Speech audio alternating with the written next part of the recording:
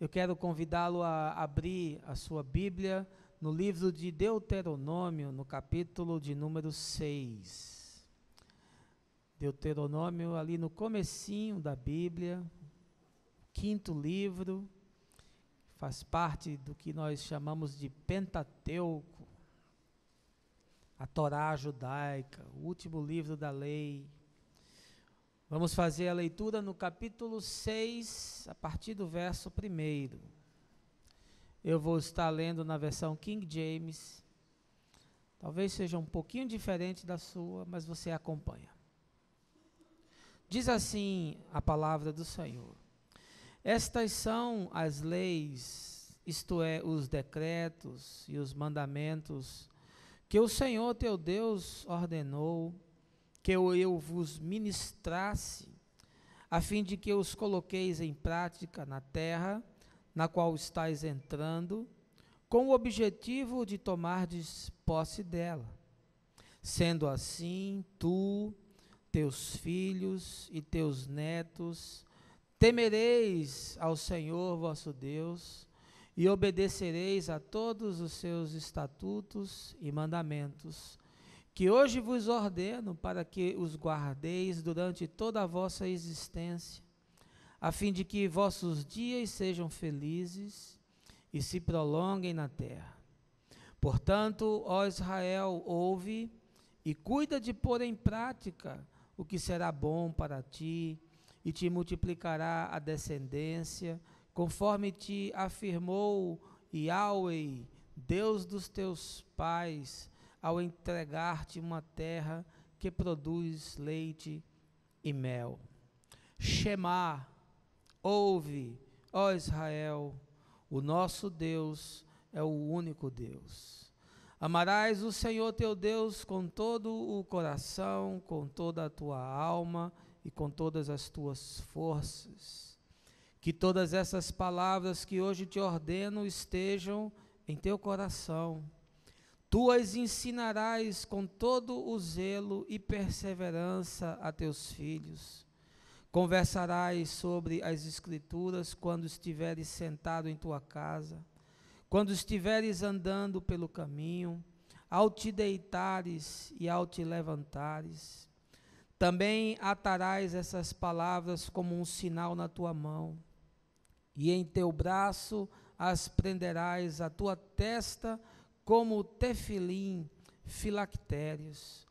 Tu escreverás as palavras do Senhor nos umbrais da tua casa e em teus portões, mesuzotes. Essa é a palavra do Senhor.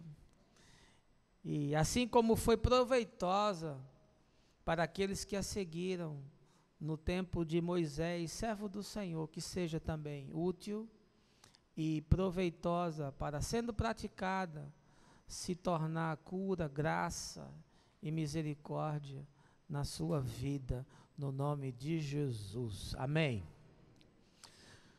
A vida pastoral nos dá o privilégio de conversar com muitas pessoas, de atender muitas pessoas, mas também nos revela as dores, os dramas, os conflitos que o ser humano vive debaixo do sol.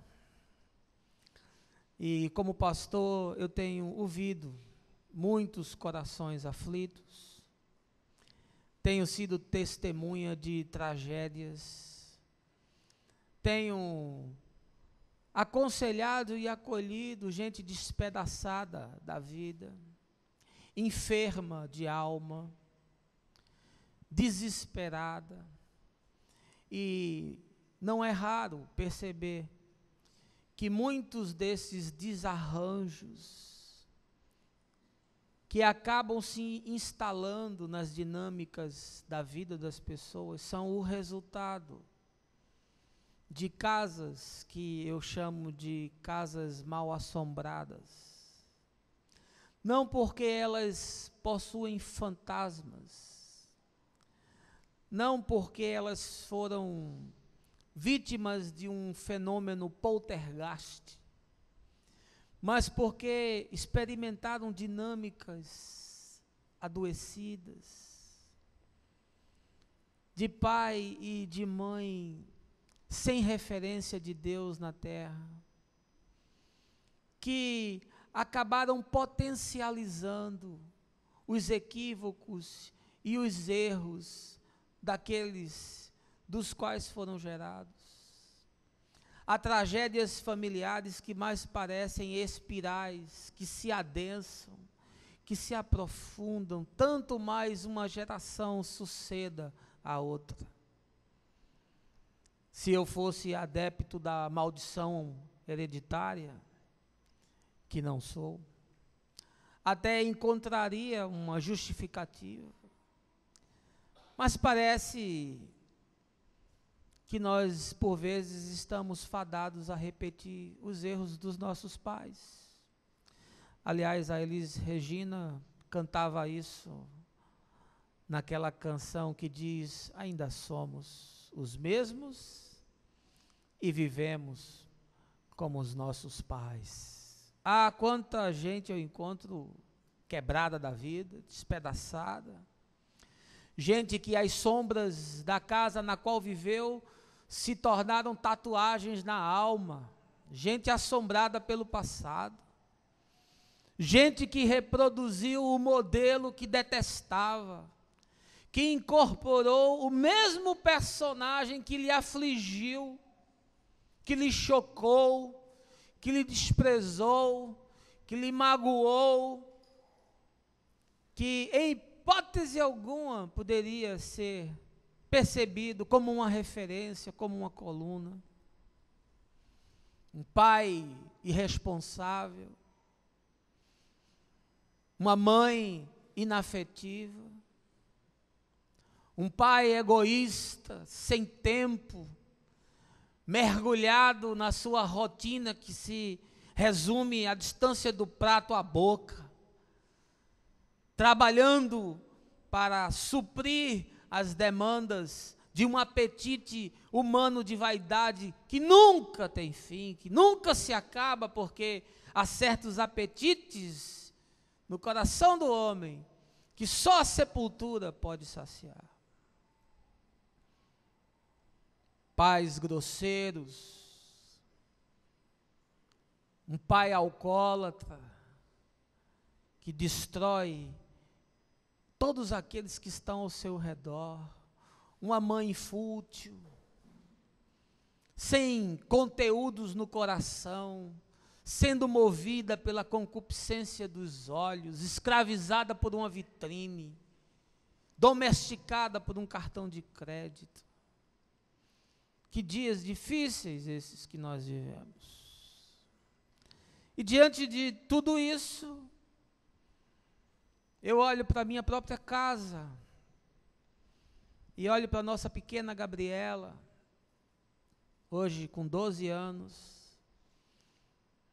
e nós temos tentado dar a ela um ambiente sadio, para que ela tenha segurança e desenvolva as suas percepções, para que ela cresça com saúde emocional, para que ela tenha uma boa referência do que é ser homem, do que é ser mulher, do que é ser pai, do que é ser mãe, do que é ser profissional, do que é ser discípulo de Jesus, do que é ser cidadão numa sociedade louca. Se nós estamos ensinando a nossa pequena garota para enfrentar um mundo perverso, que o apóstolo João diz que está no maligno, em dias onde o seu amigo de trabalho quer lhe destruir, quer passar por cima de você, no dia onde a madrasta mata o seu enteado com uma injeção letal para eliminar um desconforto familiar. No dia onde um garoto com uma arma assassina a família inteira e mata o pai e a mãe. Num dia onde a madrasta joga a enteada pela janela. É nessa sociedade que eu e você estamos vivendo. Nesses dias que Jesus fala que os homens desmaiariam de terror. E essa manhã eu quero refletir um pouco com você sobre os conselhos dos homens marcantes da Escritura e um dos homens marcantes de Israel, Moisés, o profeta. Naquilo que ele fala para o povo de Israel, nos conselhos que ele dá aos pais e aos filhos, antes de penetrarem na terra de Canaã. Mas eu não quero fazer isso sem convidá-lo a mais um momento de oração. Baixe a sua cabeça e feche os seus olhos. Meu Pai, nós queremos nos aproximar de Ti essa manhã, com o nosso coração quebrantado, com a nossa consciência aguçada para ouvir as Tuas verdades, para olharmos para dentro de nós, para termos a coragem de nos confrontarmos com os nossos erros, para termos a seriedade de olhar para os nossos equívocos, para termos a tenacidade e o desejo de buscarmos, Senhor, ainda nesses dias, um conserto contigo e com aqueles que próximos de nós estão, para que haja paz nas nossas casas, para que haja graça nas nossas vidas, para que se cumpra a Tua palavra que diz que Tu converterias o coração dos pais aos filhos e o coração dos filhos aos pais, para que a terra não fosse amaldiçoada. Não permita, Senhor, que essa desgraça aconteça nas nossas casas. Não permita que tenhamos gerados filhos para a calamidade, mas que o Teu favor e a Tua misericórdia nos alcance, como a chuva que cai sobre o Monte Hermon. Assim eu Te peço essa manhã, no nome de Jesus. Amém. Deixa eu lhe convidar a entrar nessa cena, desse último diálogo de Moisés com a nação de Israel. O livro de Deuteronômio é uma síntese, uma compilação do que já havia sido dito nos outros livros. É o livro que conclui o que o judeu chama de Torá. São os 5 livros da lei. E aqui Moisés está resumindo os discursos que já havia proferido. E acredita-se que esse texto tenha sido escrito por volta de 1400 antes de Cristo. Portanto, eu e você estamos a aproximadamente 3.500 anos desse texto e deste homem. Mas qual é o cenário? Em que circunstâncias ele fala essa palavra? O povo de Israel havia sido escravizado por 450 anos no Egito, servido como mão de obra que recebia uma ração para viver, trabalhava pela comida, ajudava o império egípcio a se tornar uma potência mundial. Tudo tão parecido com os nossos dias, quando as pessoas vão para as indústrias, para as fábricas, para o comércio, trabalhar praticamente pela comida para ajudar as potências a se desenvolverem e os homens ricos a se tornarem cada vez mais ricos. Depois de 450 anos de opressão e de escravidão, Deus levanta esse homem, talvez o homem mais preparado dessa geração, um homem que havia estudado no palácio de Faraó, num povo avançadíssimo na ciência, na matemática, nas artes. Esse homem era um homem preparado para governar, para comandar, e não à toa foi o protagonista da saída do povo de Israel da escravidão do Egito, numa jornada que durou 40 anos até que chegassem aonde estão agora, nas margens do Jordão, na planície de Bet-peor, próximos da entrada na promessa que Deus havia feito para o patriarca Abraão, quando o chamou para sair de Harã. Esse homem foi o líder de aproximadamente 800 mil pessoas peregrinando no deserto. E é nesse caminho que ele recebe instruções, que ele recebe orientações de como esse povo deve se comportar, de como eles devem conduzir as suas vidas, de como eles devem pautar as suas histórias, de como eles devem governar as suas casas, do que eles devem ensinar aos seus filhos, de quais devem ser as prioridades das suas vidas, porque eles vão adentrar no novo mundo. Eles vão entrar numa nova terra. Eles estão sendo chamados a protagonizar uma nova história. Mas eles vão para um lugar com uma cultura diferente do Egito, eles vão se encontrar com povos diferentes do povo do Egito, porque a terra estava habitada e eles tinham que entrar e tomar posse daquele lugar. Muitas batalhas os aguardavam. E havia a promessa de que Deus estaria com eles. Portanto, é dentro dessas circunstâncias que esse texto está sendo escrito. E Deus havia dito para Moisés de que ele não entraria na terra de Canaã, como aconteceu e não entrou. Morreu antes de pisar na terra. E Josué, o seu filho, o seu discípulo, o seu sucessor, foi quem conduziu essa geração, que era uma geração que havia nascido no caminho, no transcurso, porque aqueles que saíram do Egito, na sua esmagadora maioria, morreram, sem ver a terra. É essa a ambiência desse texto, e esse homem está agora diante dessa gente, e eles estão ali ávidos, atentos, para ouvir Moisés.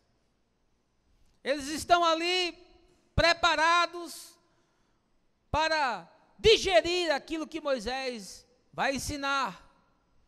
Eles estão esperando as melhores dicas que Moisés vai dar.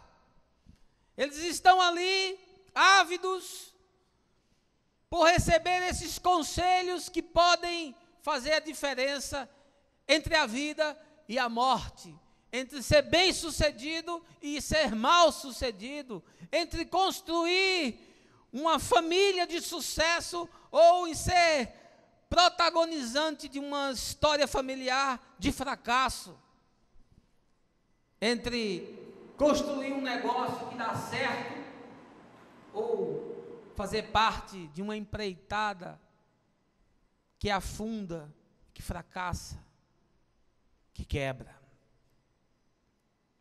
O que será que esse homem disse? Quais são os conselhos que ele dá?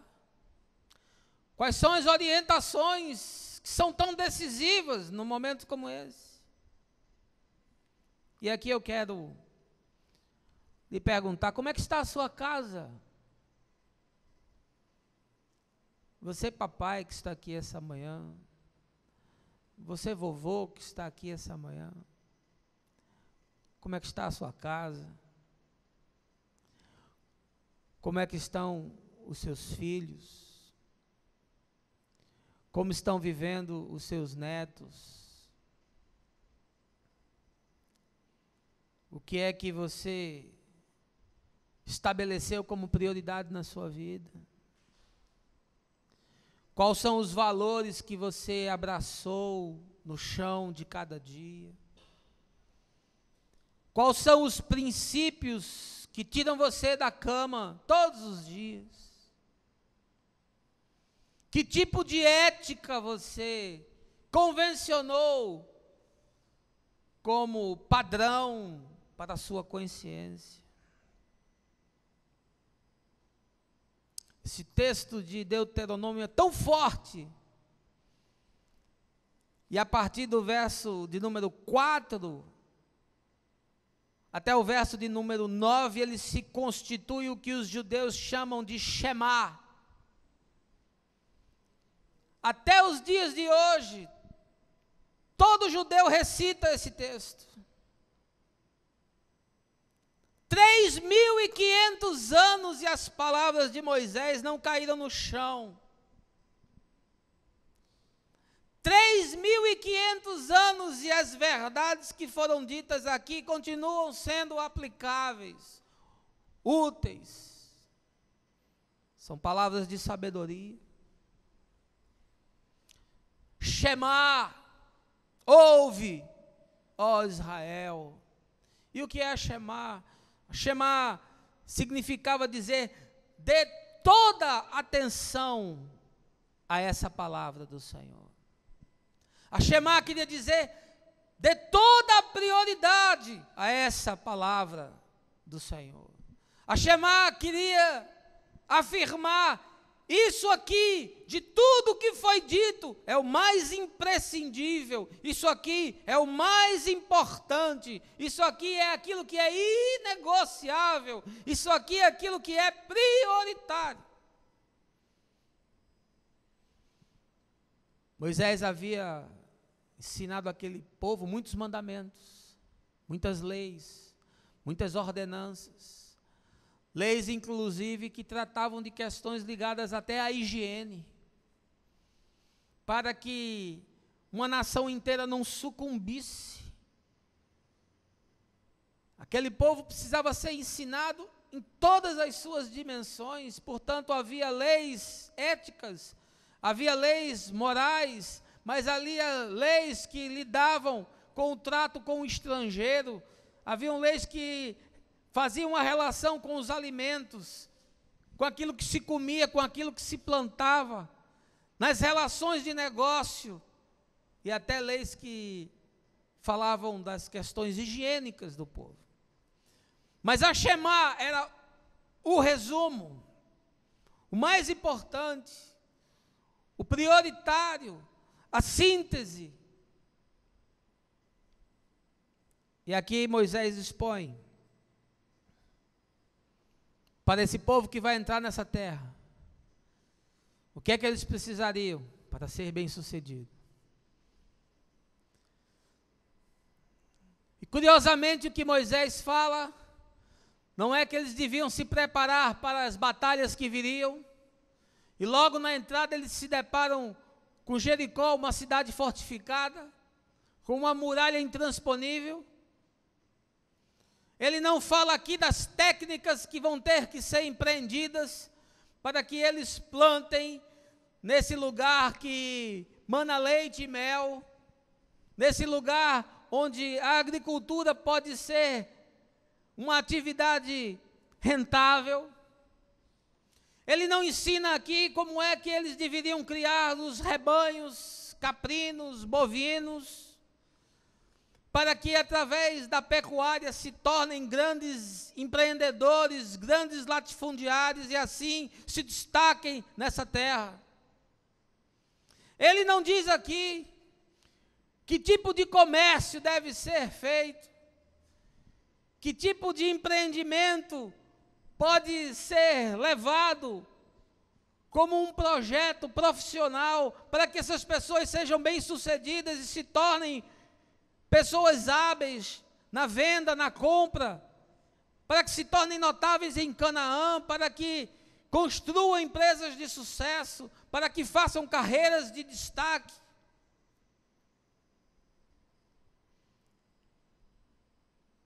O que é que você faz para que o seu filho possua a terra? Como você está preparando o seu filho para possuir a terra? A nossa pequena Gabi, daqui a pouco, ela vai entrar na universidade, daqui a pouco ela vai ir para o mercado de trabalho, já disse para a mãe que quer morar fora, e a gente já começa a pensar numa possibilidade de mandá-la passar um tempo aprendendo a língua fora do país, e a gente começa a fazer planos, vendo as aptidões, as inclinações, que tipo de faculdade poderia fazer, e a gente vai preparando para a vida, e a gente vai mostrando nas dinâmicas de cada dia o que dá para ser feito, o que não dá, o que pode ser negociado, o que não dá. Que a vida tem dia que você ganha, tem dia que você perde, tem dia que as coisas dão certo, tem dias que as coisas dão errado. Como é que você está preparando seu filho? Qual é a shema que você passa para ele? Você está criando um garoto fútil? Uma garota egoísta? Você está ensinando para ele que na vida só vale quem é campeão, quem chega em primeiro lugar, quem ocupa o lugar mais alto do pódio? Você está ensinando para ele que a vida é uma plástica, que você vai fazendo uma atuação e se torna um personagem? Você bota muito disfarce, que você na igreja é uma coisa e em casa você é outra, que você trata a mamãe na igreja de um jeito e em casa de outro. Você é um profissional. Como profissional, o que você passa para os seus filhos? O que você outorgou a eles de valores? Você diz para ele que ele tem que se dar bem, que ele tem que botar o dinheiro para dentro, custe o que custar, que você precisa, às vezes, fazer concessões e negociatas, para que na mesa tenha uma iguaria, uma especiaria, que talvez até não tenha na mesa de outros. O que se esperava que Moisés dissesse, talvez fossem as técnicas para se estabelecer naquela terra, quais eram os negócios que iam dar mais certo.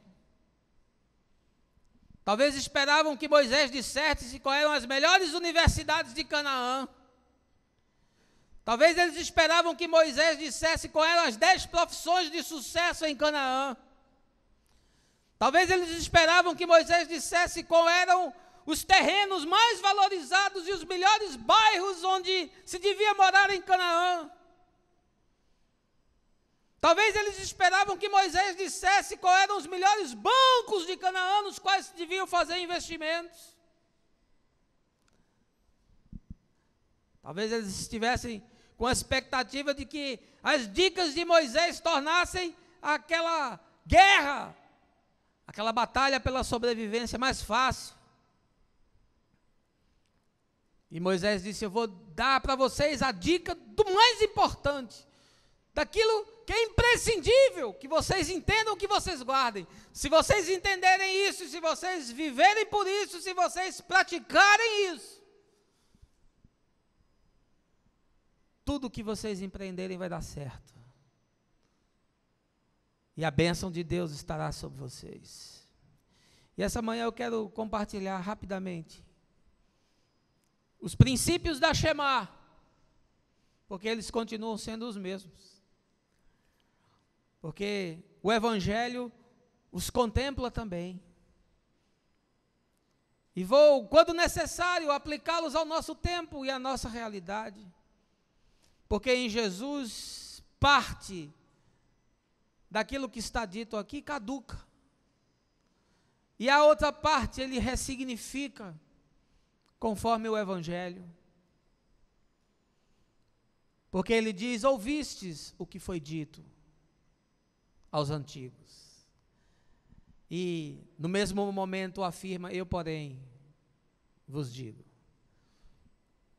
Mas eu quero lhe convidar a voltar ao texto, se você quiser acompanhar. Deuteronômio capítulo 6, tudo que eu vou estar aqui explanando está no texto. A Primeira coisa que Moisés nos ensina na Shema, para uma nação que está diante de uma terra e que vai começar um novo momento, que precisa empreender, que precisa investir, que precisa se dedicar, que precisa se aprimorar.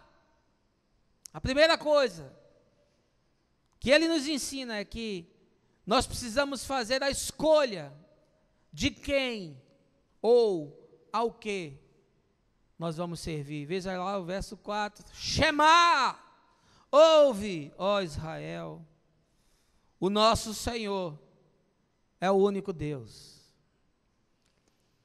Mas Moisés fala isso tendo diante de si o seguinte contexto: um povo que passou 450 anos adorando as divindades egípcias, aos deuses do Nilo, aos deuses do Eufrates.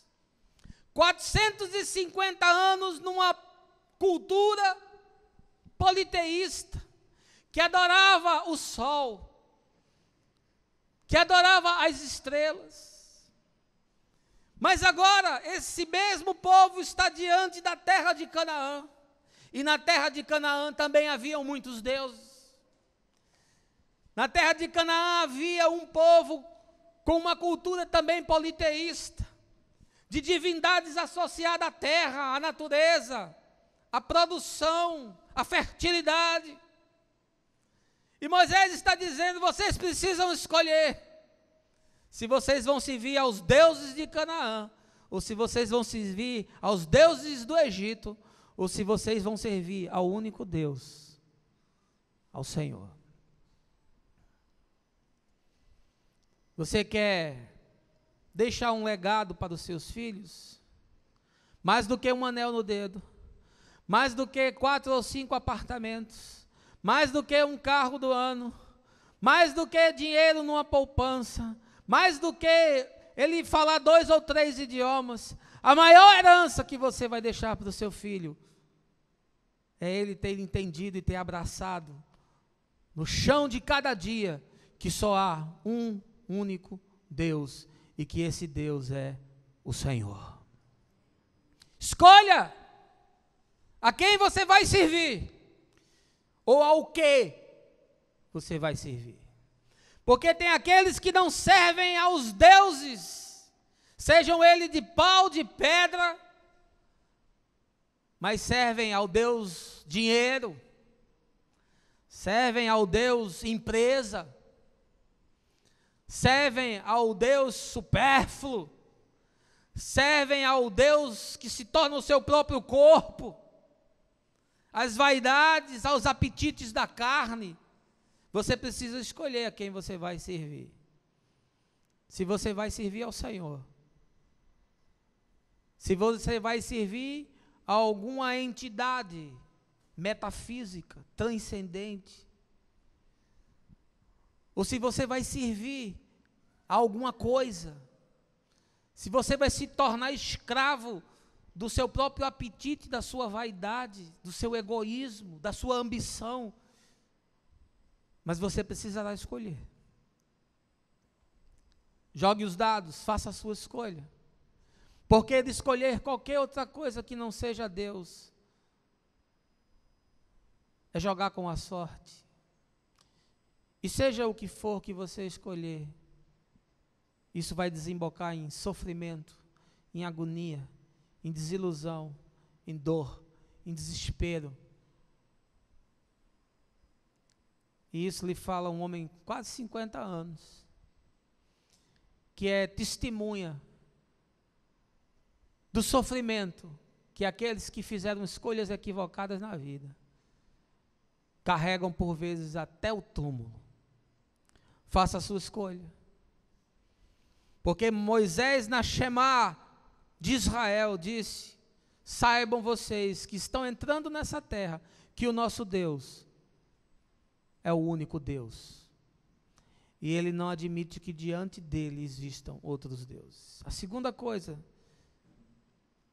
que Moisés nos ensina é que a saúde da fé está na integridade do ser. Veja aí no verso de número 5.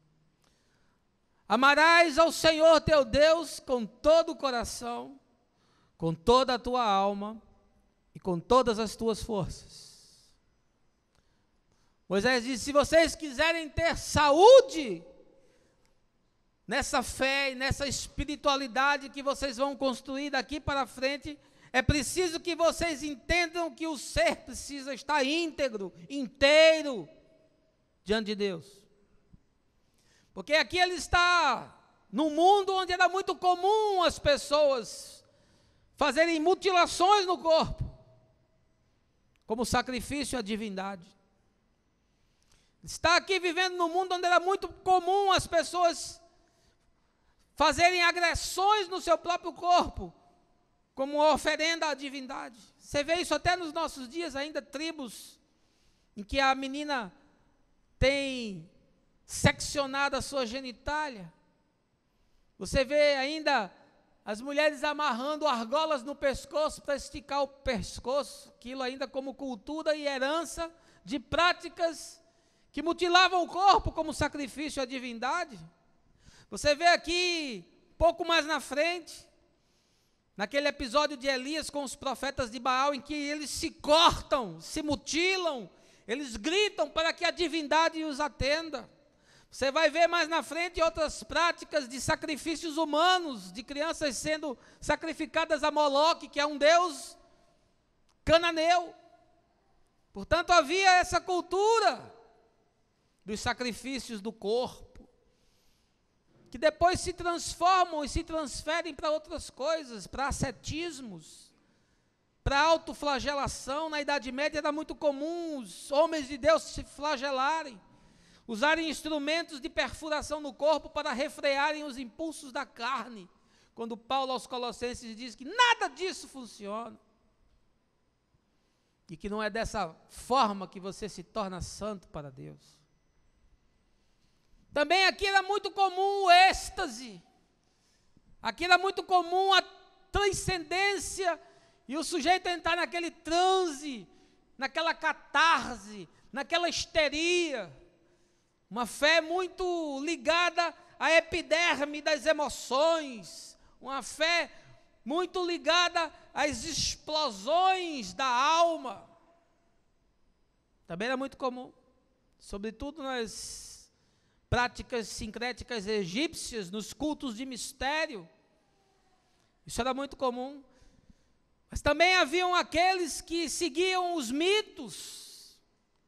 Na tradição oral você tinha as histórias, e essas histórias haviam criado os mitos, e esses mitos eram seguidos à risca, sem serem questionados, sem serem ponderados. Era uma fé que eximia qualquer possibilidade de razão, de entendimento, de discernimento.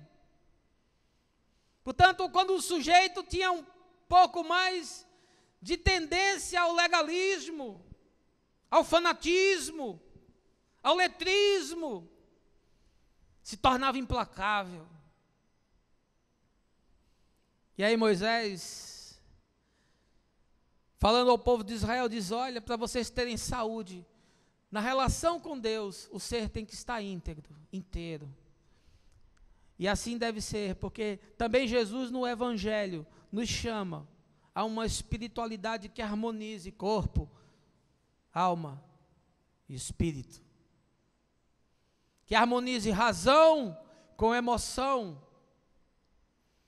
para que não haja desequilíbrio, para que não hajam desencontros, para que não hajam exageros, para que a nossa fé não se apoie em fundamentos frágeis. Ele diz: olha, para que haja saúde, ame ao Senhor com todo o seu entendimento, com todos os seus sentimentos e com todo o seu corpo, com todas as suas forças,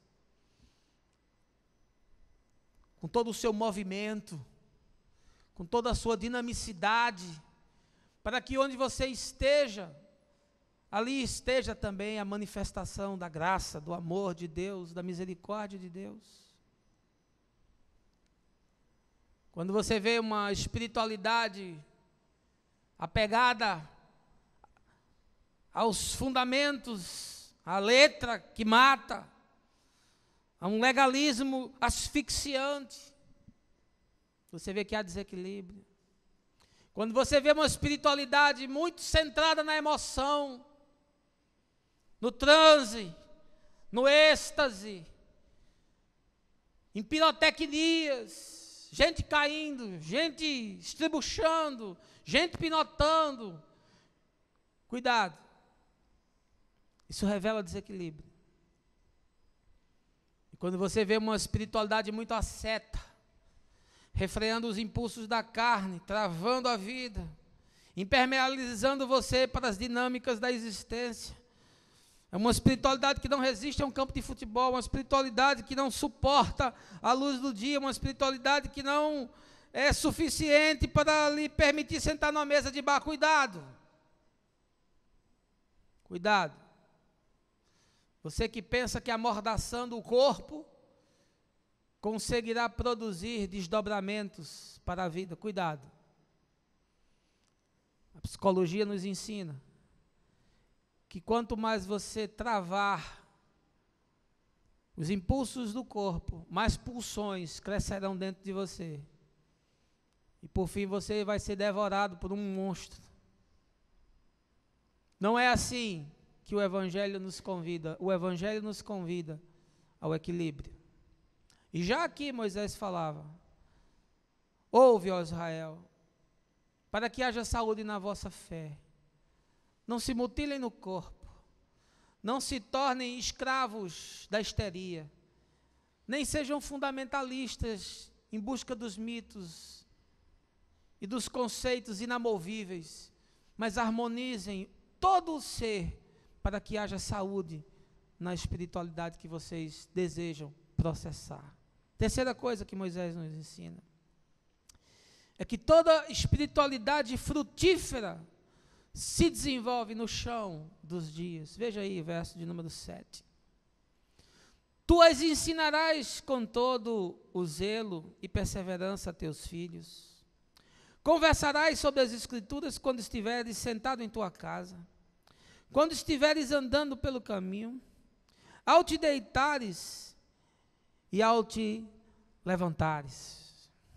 Diz, olha, mais do que ensinar teu filho a como se comportar numa entrevista, mais do que ensinar teu filho a falar mais de um idioma, inglês e espanhol, e agora já estão ensinando mandarim, porque os chineses é quem vão mandar nesse milênio.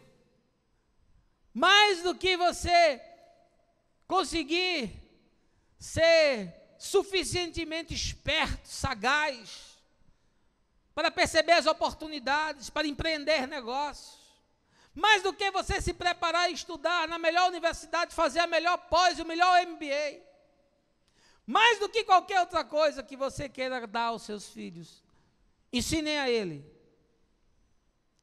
sobre as Escrituras, porque nenhuma espiritualidade frutifica sem aquilo que acontece na dinâmica dos dias, no cotidiano. Diz, olha, pega teu menino, senta com ele, ensina ele sobre as verdades de Deus.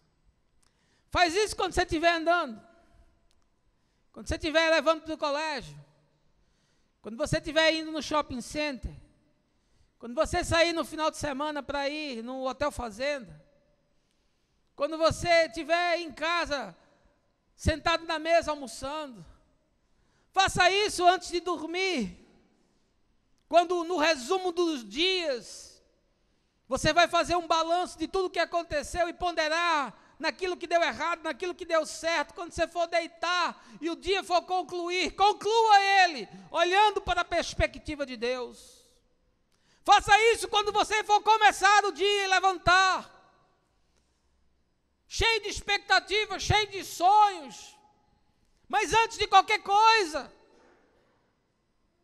reflita, medite em quem é Deus. Porque diz o salmista, na sua lei medita de dia e de noite.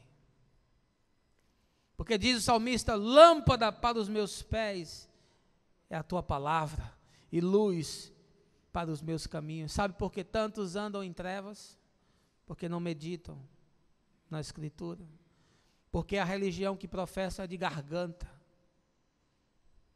Porque jamais acreditaram que as palavras ditas nesse livro são sabedoria e são vida. Mais do que ensinar o teu filho a como ter etiqueta na mesa. Mais do que ensinar o teu filho a como ter uma educação diferenciada. E sim, tudo isso é necessário. Mas muito mais do que isso, é necessário que você ensine a ele sobre as verdades de Deus. Sabe como você faz isso? Você não precisa sentar com a Bíblia com ele não, porque ele não vai aguentar. Mesmo que seja uma Bíblia no iPad, com boneco pulando, com coisa girando, ele não vai aguentar. Mas sabe como é que você ensina a Bíblia para o seu filho? Com a sua vida, meu irmão. Se a sua vida for a carta escrita aos homens, você não precisa abrir o livro não, porque eu nunca abri um livro para ensinar a Gabriela, mas Gabriela sabe quem é Deus. Eu nunca ensinei Gabriela a orar o Pai Nosso não, sabe por quê? Porque eu não queria que ela fosse um papagaio recitando, repetindo coisa que não sai do coração. E ela dizia, papai, como é que eu faço para orar? Eu dizia, minha filha, olhe com aquilo que você estiver sentindo. Aí ela dizia, papai do céu, abençoa os meus lápis de cor. Abençoa o meu ursinho de pelúcia. E eu tenho convicção de que Deus ouvia a sua oração. Agora manda ele orar hoje. Chame ela e manda ela orar. Eu nunca ensinei ela a orar não. A mãe nunca ensinou ela a orar não. A gente nunca fez curso de repetição, de oratória, de oração não. Mas ela sabe orar. Porque ela viu a oração do pai e da mãe acontecer na vida enquanto nós caminhamos. Desde que Gabriela é bebê, eu pego ela na escola. Eu não tenho muito tempo. Boa parte do meu dia trabalhando. Mas eu não queria perder esses 30 minutos no trajeto do colégio para conversar com ela, para saber como é que tinha sido o dia, para saber como é que tinham sido as trocas no recreio, as brigas com as colegas, os desafios com os professores, porque nessas pequenas coisas eu podia ir interferindo e pontuando. E a mãe que tem mais contato e tem mais tempo, fazia o complemento. Moisés diz, pegue os seus filhos, e enquanto você anda com eles na vida, se torne a própria Escritura e ensine a eles a viverem a palavra do Senhor. O que adianta você sentar e ensinar para eles a ser paciente, a ser benigno, a ser manso, abrir Gálatas 5, mostrar os frutos do Espírito, abrir Mateus 5, falar das bem-aventuranças, e depois quando você termina, você chama pornografia dentro de casa, você esculhamba a mãe, você dá um histérico no telefone com o seu cliente, o seu fornecedor, você trata mal o seu vizinho, você abre a porta do carro no trânsito, dá uma dedada para o cara que passou do seu lado. Por favor, meu irmão, você acha que o seu filho vai pensar o que da sua espiritualidade? Ele vai pensar que você é um hipócrita. E ele vai dizer, eu quero tudo na vida, menos viver uma fé doente dessa. O texto é tão claro. Ensine com zelo. Ensine com perseverança. A gente ensina tanta porcaria para os nossos filhos, mas nunca teve a disposição e o entendimento de que é a nossa vida aquilo que fala mais alto. Porque aquilo que você faz fala tão alto que por vezes aquilo que você fala não serve para absolutamente nada. Ensine. Quando sentar, quando levantar, quando for deitar, ensine no caminho, ensine quando estiver em casa, ensine quando estiver no parque, ensine em todo lugar, porque se a sua vida for a carta, se a sua vida refletir os princípios e os valores de Deus, os seus filhos vão olhar para você e eles vão compreender tudo. eles vão fazer exatamente aquilo que eles aprenderam. Em quarto lugar, eu quero lhe dizer que nas orientações de Moisés para o povo que ia entrar no mundo novo, na terra nova, o caminho seguro implica andar em princípios. Veja aí o verso 8. Também atarás essas palavras como um sinal na tua mão e em teu braço, e as prenderás à tua testa como tefilim filactérios. Sabe o que era isso? Havia um costume entre os hebreus, e esse costume perdura até hoje. Quando eu estive em Israel, lá com o Fabiano Mudo das Lamentações, foi no dia que as crianças estavam sendo apresentadas para serem consideradas homens, é assim a tradição, e elas tinham que recitar e responder às perguntas dos rabinos, daquilo que elas haviam estudado do texto, e muitos desses homens estavam com os filactérios. O que eram os filactérios? Eram umas caixinhas de couro, as caixinhas quadradinhas, e dentro dessa caixinha tinha um pedacinho do texto. São 4 porções das escrituras, das quais uma delas é essa de Deuteronômio capítulo 6. E essas caixinhas eram presas a uma tira de couro, que era amarrada no braço, e ficava uma caixinha aqui no ombro, e uma caixinha aqui na fronte, na testa. Se você botar lá no Google, e botar filactérios, e botar imagens, você vai ver isso. E isso era usado como uma proteção. A palavra filactérios quer dizer proteção, é um amuleto. Era uma proposição de que a palavra te protege. Você carregar a palavra, ela te guarda. Ela vai trazer saúde e proteção. E assim faziam. Mas isso aqui apontava para algo. Isso aqui indicava que algo aconteceria. Porque Jesus é o verbo de Deus. É a palavra de Deus. E a presença do Senhor em nós, pelo seu Espírito, é o nosso filactério. A palavra agora está no meu coração. Ezequiel diz: eu agora as escreverei no teu coração. Você não precisa mais levar um filactério pendurado no seu braço, amarrado na sua cabeça, para ter proteção, porque a palavra está sobre você. Você a carrega, ela está dentro de você. Portanto, o caminho seguro, a proteção implica em você guardar os princípios. Essa era a grande alegoria. Você quer caminhar seguro? Caminhe debaixo dos princípios da palavra. Você quer saber que no final tudo vai conspirar a seu favor e tudo corroborará para dar certo para você? Caminhe debaixo dos princípios da palavra. É a única segurança que você tem. É melhor do que seguro de saúde. É melhor do que seguro de carro. É melhor do que seguro de imóveis. É melhor do que dinheiro na poupança. É melhor do que investimento em ações. É melhor do que terrenos e galpões. A maior segurança que você pode ter na vida é você caminhar debaixo dos valores e dos princípios de Deus. Ensine isso aos seus filhos. Não deixe que seus filhos ponham a sua segurança nas coisas. Não deixe que seus filhos coloquem a sua segurança em pessoas. Mas ensine a seus filhos que são os valores e os princípios de Deus que trazem segurança no chão da terra. É isso que Moisés está ensinando e é isso que Jesus nos ensina. Que nós devemos caminhar debaixo desses princípios. Isso é o que nos dá a certeza de que mesmo quando está dando errado, vai dar certo. E mesmo quando está dando errado, aquilo que você julga que está errado, para Deus é aquilo que vai trazer saúde e paz para a sua alma.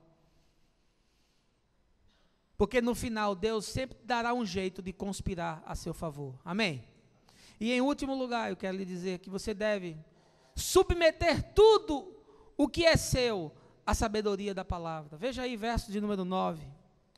Tu escreverás as palavras do Senhor nos umbrais da tua casa e em teus portões mesuzotes. Palavra do Senhor sendo dita por Moisés para o povo que está entrando em Canaã, diz: olha, Pega essa palavra, uma tira dela, um pequeno pedaço, uma porção do pergaminho e pendura ela no umbral da tua porta, na tua casa. Para que você sempre veja qual é a referência. Sabe qual é a alegoria aqui? É que tudo que vai entrar pela porta da tua casa deve ser submetido à sabedoria da palavra. Não deixe que nada entre na sua casa sem ser validado pela palavra. Não deixe que nada penetre na sua casa sem ser submetido, sem ser escrutinado pela sabedoria da palavra. Se você quer saber o que é bom e o que é ruim, o que é vida e o que é morte, o que traz alegria, o que traz desespero, o que dá esperança, o que produz paz, o que produz a tragédia na vida, submeta isso à palavra. Coloque no umbral da sua casa. Não precisa pregar lá uma página da Bíblia. Não precisa você colocar em cada portal um pedaço do texto. Mas precisa você saber que tudo aquilo que passar, que entrar, que adentrar no seu lar, que passar pelas portas da sua casa, precisa ser validado, precisa ser confrontado, precisa ser discernido pela palavra. Tudo que você tem precisa ser submetido à palavra. Todos os seus bens precisam ser expostos à palavra. Todas as suas práticas precisam ser submetidas à palavra. Porque se assim não for, essa palavra que está aqui, para nada aproveita. Porque ela se torna religião de domingo, de culto, de 2 horas, de reflexão, que quando passamos pela porta não se aplica absolutamente nada das nossas práticas cotidianas. Submeta tudo que você tem, submeta tudo que você é, à luz da Escritura, porque aquilo que é bom e que faz bem será realçado, e aquilo que é morte e que faz mal também será realçado, e você poderá facilmente discernir e ver o que precisa ser feito.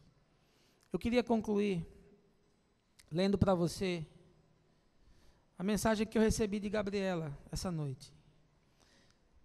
Sábado de noite é o dia que eu tiro para fazer a mensagem, porque eu não tenho tempo para fazê-la durante a semana. Portanto, eu paro de noite e entro pela madrugada fazendo mensagem. E eu fui dormir, já era bem tarde, acho que por volta, aliás, tarde, para mim não, mas para você talvez, era 1h30 mais ou menos quando eu deitei. Para mim ainda é cedo, mas para você talvez já seja tarde. E aí chegou pelo WhatsApp uma mensagem da Gabi. E eu quero ler o que a minha filha escreveu para você, porque o que ela escreveu diz tudo. O que ela escreveu está registrado e aqui vai estar eternizado nesse filme, para quando eu me for. Para que quando ela assista daqui a muitos anos, ela lembre o que o pai e o que a mãe ensinaram para ela. Para que ela entrasse nesse mundo. Para que ela pudesse caminhar em paz com Deus. Ela diz assim: Pai, estou aqui para deixar uma mensagem a você, mais do que importante. E resolvi não publicar no Facebook, porque eu queria privacidade. Olha, agora acabei com a privacidade dela. Pai, o que eu posso dizer? No dia 21 de fevereiro de 2002 eu nasci, e tenho certeza que nasci com um sorriso no rosto, por ter pais tão bons como você e mamãe. Deus, eu te agradeço todo dia pelos pais que você me deu. Você é quem me sustenta, Pai. E quando eu me atrevo a cair, é você quem me segura. Você levanta a minha cabeça e me aconselha a seguir em frente. Você me sustenta, você paga as contas, e eu sou grata por isso. E eu posso até nem demonstrar com as minhas ações, mas eu sou grata e demonstro com essas palavras simples. Pai, você não é só um pai para mim, você é meu amigo. Eu sei que eu posso confiar em você, eu sei que eu posso desabafar, chorar, eu posso rir, brincar, porque você é aquele pai brincalhão que demonstra muito amor com ações simples.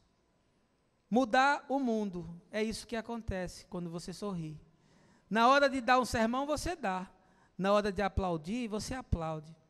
Eu te amo muito, Pai, e agradeço por cada minuto que eu passo com você, porque eu sei que um dia não estaremos mais juntos. Mas eu não quero nem pensar nisso, senão eu choro. Pai, eu quero te desejar um feliz Dia dos Pais. E eu espero ter expressado bem nessa mensagem o que eu sinto. Nessas pequenas coisas. E mesmo nos seus pequenos defeitos, Pai, eu quero te dizer que eu vou te amar eternamente. Ela não recitou versículo? Ela não usou uma linguagem religiosa de gueto? Ela não fez nenhuma barganha? Mas ela expressou, e isso vai ficar para o resto da minha vida. Tudo aquilo que nós fizemos, eu e Fabiana, nesses 12 anos da vida dela. Meu desejo, meu irmão, é que você possa um dia ouvir também dos seus filhos tudo isso que nós estamos ouvindo hoje. Que você ouça muito mais. E que se você ainda não ouviu, ainda há tempo de você corrigir. Hoje eu expus a Shema de Israel, que são também princípios do Evangelho de Jesus, que podem produzir mudança na sua casa, na sua família, que podem gerar um desdobramento totalmente diferente em tudo o que acontece dentro do seu lar. Que Deus lhe abençoe, que Deus essa manhã o acolha, que Deus possa sará-lo das suas dores e perdoá-lo dos seus pecados, no nome de Jesus. Amém.